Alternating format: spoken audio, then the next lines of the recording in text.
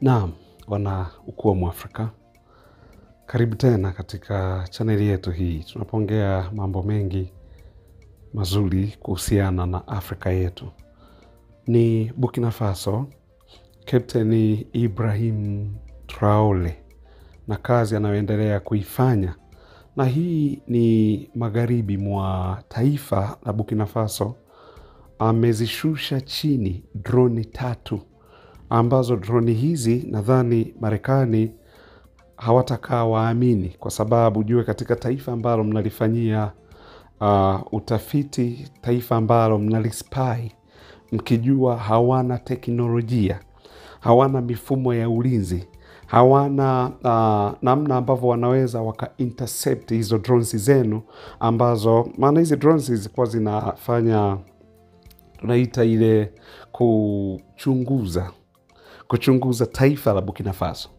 Na taifa la Burkina Faso, since kuwa Ibrahim Traore alipovunja mahusiano haya ya kidiplomasia na mataifa ya magharibi kwa kutaka wafuate utaratibu ile ambayo tunaita ni mutual respect, yani kuwe na kuheshimiana, kuwe na respect kati ya mataifa haya na Urusi wenye Urusi na maana yenda na ushirika na Urusi, yani kuwe na ile tunaita mutual respect kati ya Burkina Faso na mataifa haya ya watu wa magharibi. Kwa hiyo baada ya hapo unaona watu wa magharibi walichokuwa wamekifanya ni nini. Baada ya kuondoa troops hizi za Wafaransa ndani ya Burkina Faso, basi matokeo yake wakaanza kumuwinda katika njia mbalimbali. Kwa hiyo hizi drones zilikuwa ziko pale zikiangalia movement za mambo yanayofanyika humo ndani, kwa sababu wao wameondolewa. Na ukumbuke Ibrahim Traore aliondoa zile bezi za Mfaransa. Lakini mtakumbuka vizuri sana kituo ambacho Marekani waliamua kukijenga katika taifa la Ivory Coast au Cote d'Ivoire, ambayo Cote d'Ivoire imekuwa ni taifa likiwa linatumika sana na Ufaransa pamoja na Marekani. Kwa inatumika sana na haya mataifa ya nje, kwa sababu hata kiongozi wake aliyeko pale, huyo rais wa hapo Alassane Ouattara, ni mtu ambaye ameozeshwa mwanamke mzungu wa Kifaransa. Hii yote ni kwa ajili ya nini? Ni kwa ajili ya ushawishi. Yani ndugu zangu ni muelewe, ni kwa ajili ya ushawishi, kwa sababu Ufaransa bado anataka aendelee kuwa na ushawishi mkubwa katika mataifa ya Afrika kwa ajili ya kuendelea kupora rasilimali. Ndio maana sasa baada ya wao Wafaransa kuondolewa na Wamarekani pia kambi yao kuondolewa kule nchini Niger, ambako yuko bwana Abdrahman Chiani ambaye sasa ndio rais wa kule, yani general kijeshi.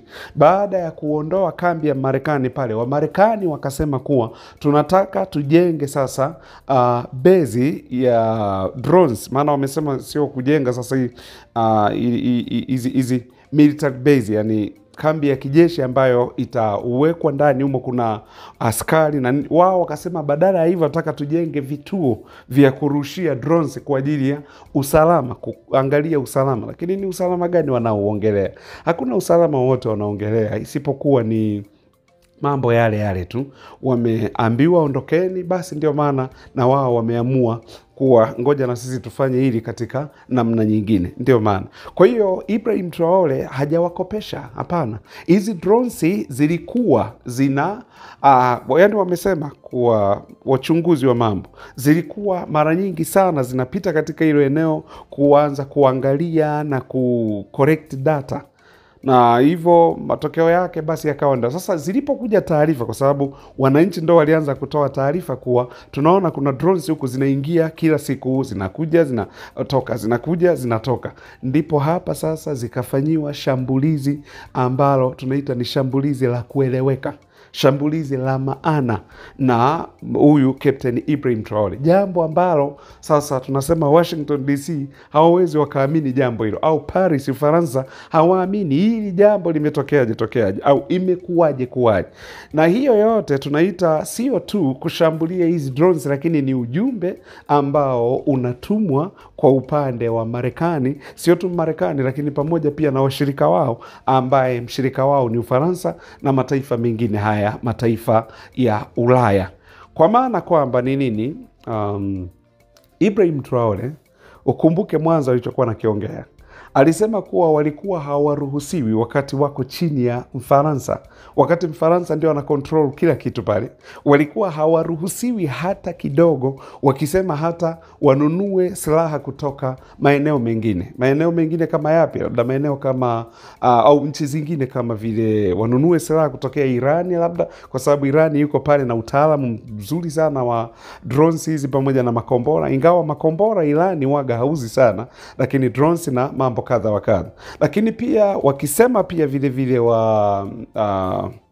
wakisema pia vile vile wanunue silaha kutokea Urusi, Korea Kaskazini, China na maeneo mengine, walikuwa wanakataliwa. Wanapewa silaha ambazo ziko chini ya kiwango kuliko silaha ambazo makundi ya kigaidi yanazitumia. Ndio maana watu wakawa wanahoji, haya makundi ya kigaidi, anayeyafadhili haya makundi ni nani? Mbona tukitaka kununua silaha kwa ajili ya kupambana nayo inakuwaje?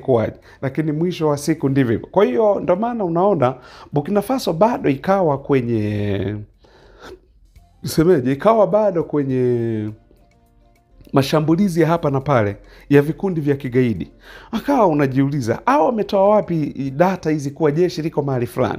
Wametoa wapi kuwa sasa hivi jeshi limepiga kambi mahali fulani? Kumbe ni nini? Kumbe ni drones. Kwa sababu ndugu zangu, ni tukubaliane, katika ulimwengu huu, kama wewe una jeshi la ardhini lakini angani haupo, matokeo yake wewe haumiliki. Yani anayemiliki anga ndo anaweza kuangalia kila mahali na akafuatilia zile movements zote. Ndio maana unaona sasa Ibrahim Traore akaanza kununua silaha kutokea kwenye mataifa kama vile Uturuki.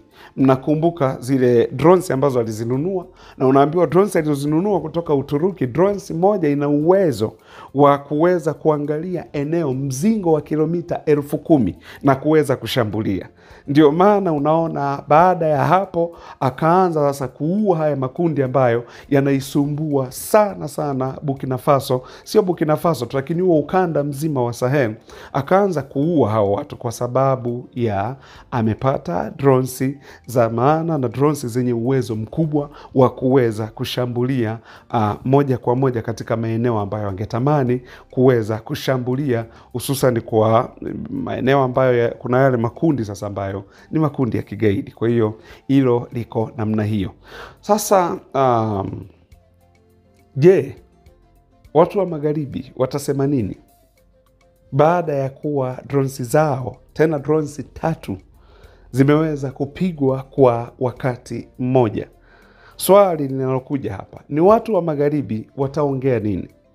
Na hizi drones kuingia kwenye territory hii ya Burkina Faso, na zilikotokea zinajulikana zimetokea wapi, kwa sababu ni Marekani pamoja na Ufaransa ndio wanaoendesha hizo operation huko.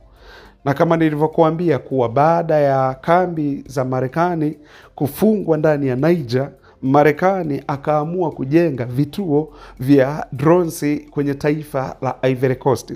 Na Ivory Coast ni taifa ambalo liko mpakani kabisa na Burkina Faso. Ndugu zangu, ni cheza na vyovyote vile unavyoweza kucheza, pinduaneni mnavyoweza kupinduana, lakini kamwe usiingilie maslahi ya watu wa mataifa ya magharibi. Yani wao hawana shida na mapinduzi. Nyinyi mkipinduana, they don't care. Yani muuane, wao hawajali. Wanachokijali, ole wako ujaribu kuingilia maslahi ya kwao, maslahi ya watu wa magharibi. Hapo sasa ndipo utakapoelewa ni nini hasa ninachokuambia hiki. Kwa hiyo ndio maana ninaongea hivi ndugu zangu. Kwa hiyo hili ni jambo ambalo sasa ukijaribu kuliangalia unaona hawakutegemea.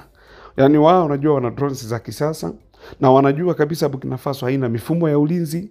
Sijui kama wanayo, lakini wao nadhani wanajua hivyo kuwa haina mifumo ya ulinzi. Kwa wasingetegemea hicho wanachokiona au hicho kilichotokea. Wao kimsingi wasingeweza kukitegemea kitu cha namna hiyo.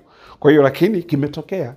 Umeona, kimetokea kwa sababu Ibrahim Traore amejikomiti sana kuweza kuwalinda raia wake, kuweza kuwalinda watu wake, kuweza kulinda territory hii ya Burkina Faso. Lakini kikubwa zaidi ni kuweza kulinda rasilimali zilizoko pale Burkina Faso ambazo wahuni walikuwa wanakuja wanajichukulia tu na kuondoka nazo. Wahuni wanakuja wanachukua tu na kusepa nazo. Kwa hicho ndicho kikubwa zaidi kuliko yote ambayo tunaweza tukayaongea ama tunaweza tukaongea. Kwa hiyo haya ndivyo mambo namna yalivyo, na ndivyo vile ambavyo sasa tunaona Ibrahim Traore namna alivyojikomiti kuweza kuwalinda raia wa taifa hili la Burkina Faso. Lakini manyang'au na wao hawakai kimya, wanajaribu tena na tena, wanajaribu tena na tena. Hiyo yote kwa sababu ukirusha drones juu, manake unaanza kufanya utafiti wa hayo maeneo. Sasa ukumbuke Burkina Faso kuna utajiri mkubwa sana wa madini,